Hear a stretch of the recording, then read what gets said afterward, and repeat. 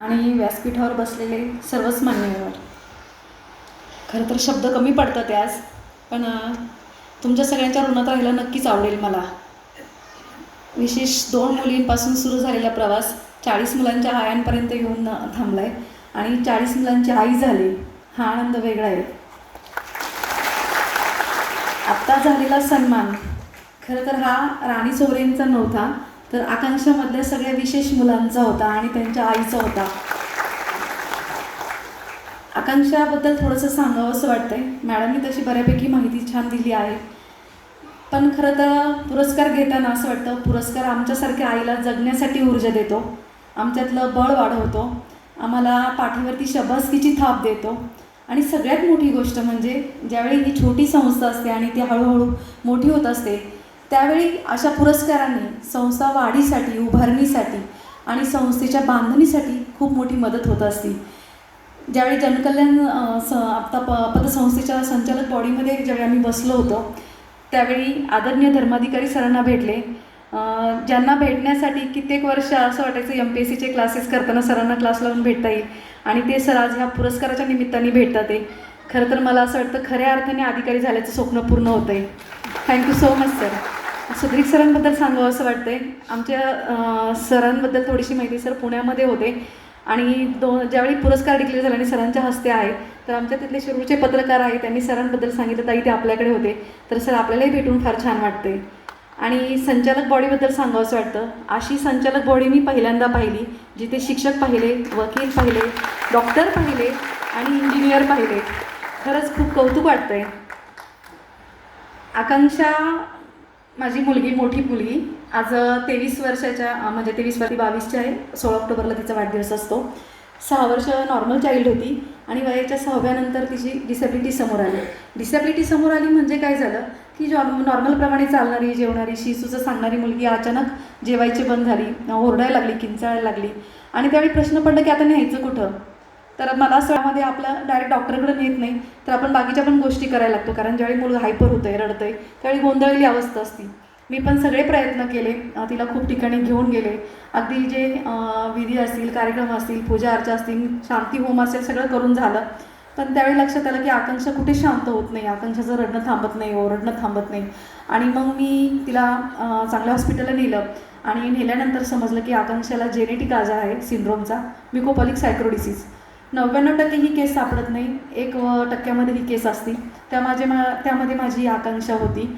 आकांक्षाबद्दल ज्यावेळी समजलं त्यावेळी खरं तर एक मोठा धक्का होता माझ्यासाठी, कारण डॉक्टरांनी सांगताना सांगितलं होतं की ही मुलं जशी जशी मोठी होतात तशी ती मुलं वय जरी वाढलं तरी शरीराने बारीक होत असतात. आणि जसं की 23 वर्षाची आकांक्षा आज 5 ते 6 वर्षांच्या मुलासारखी दिसते आहे. फिजिकल ग्रोथ पूर्णपणे थांबती. आणि सगळ्यात महत्त्वाचं म्हणजे मेडिकल सायन्स आज तरी या मुलांसाठी काही उपाययोजना करू शकत नाही. मुलांचं 16-17 वर्षाचं आयुष्य असतं.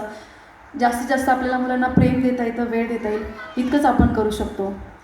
खरं तर मुलगी जन्माला आली, त्यातही मुलगी आल्यानंतरचा आनंद माझ्यासाठीचा वेगळा होता. त्यात तिलाही मला एक कलेक्टर करण्याचं स्वप्न होतं. माझ्या डायरी लेखनमध्ये नेहमी असायचं ते, पण 6 वर्षानंतर माझं ते स्वप्नच कदाचित थांबलं होतं. जगातली पहिली आई अशी असेल मी की मला माहिती माझ्या मुलींचं आयुष्य किती आहे. मी पण खूप भावनिक झाले, खूप रडले, अगदी स्वतःला दोष देऊन झाला, नशिबाला दोष देऊन झाला.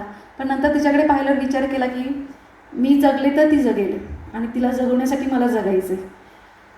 2 वर्षाचा माझा तो काळ होता. प्रवासामध्ये जाताना खूप सारे अनुभव येतात, जसं की आज समाजामध्ये विशेष मुलं अजूनही कोणाला नीट माहिती होत नाही. मनोरुग्ण लोकांनाही विशेष मूल म्हटलं जातं किंवा विशेष बाळ म्हटलं जातं. पण त्याच्यामध्ये प्रकार आहेत. Down syndrome, cerebral palsy, autism आणि यमर चाइल्ड, मतिमंद, असे हे अपंगत्वाचे प्रकार आहेत. आणि ज्यावेळी आकांक्षाचा हा जेनेटिक आजार आला तर डॉक्टरांना विचारलं होतं की याच्यावरती काही उपाय नाही करता यायचे का. त्यांनी सांगितलं होतं उपाययोजना काही नाही, उपाय काही नाही आहे, पण तुम्ही तिची काळजी घेऊ शकता, तिला प्रेम देऊ शकता, एवढं करू शकता. पण जातानाचा अनुभव प्रवासातला असा असायचा, गाडीत बसलं की उतरायला लागायचं, का तर ती खूप ओरडायची, किंचाळायची. 4 खोल्यांमध्ये मला असं वाटतं की वर्षभराच्या वर जास्त राहता यायचं नाही, का तर आजही आपल्या समाजामध्ये एवढा ॲक्सेप्टन्स नाही आहे विशेष मुलांसाठीचा. आणि मग हा प्रवास एवढा खरतर होता की घरातून बाहेर निघायला लागायचं, कधी समाजातून आपल्याला स्वीकारलं जायचं नाही. आपल्या विशेष मुलांसाठी अशा नॉर्मल शाळेमध्ये ॲडमिशन दिलं जायचं नाही. सगळ्यात महत्त्वाचं होतं की विशेष मुलांना सांभाळायला विशेष माणसं पाहिजेत, त्यांच्यासाठी केअरटेकर पाहिजेत. आणि मग मला असं वाटलं की कुठेतरी आकांक्षासाठी आपण काहीतरी करावं.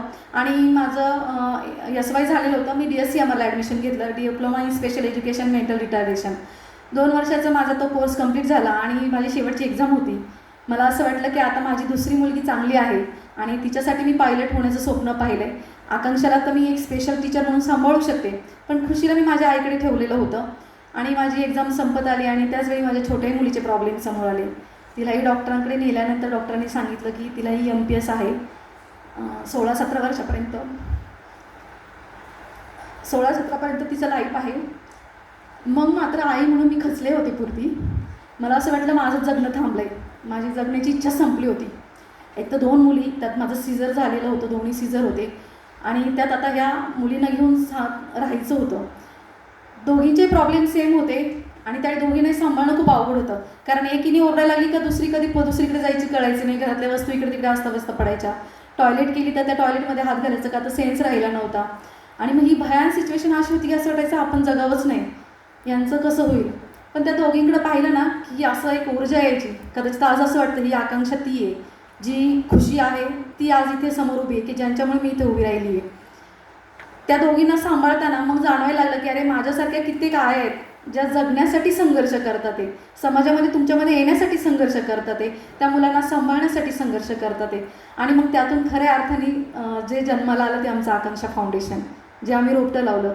सुरुवातीला जागा पाहिली आम्ही छोटीशी, आम्हाला आमच्या संस्थेचेच ट्रस्टी आहेत, त्यांनी जागा दिली आणि जिथे आम्ही ती संस्था सुरू केली तर लोक पाहायला यायचे हे वेड्यांची शाळा वगैरे चालू केली काय, कोणत्या मुलांची शाळा आहे. पण नंतर लोकांमध्ये ती जाणीव आणि सद्भावना जागी व्हायला लागली आणि ती स्पेशल मुलांसाठीची शाळा लोकांना समजायला लागली आणि मग ॲडमिशन व्हायला लागली आकांक्षामध्ये.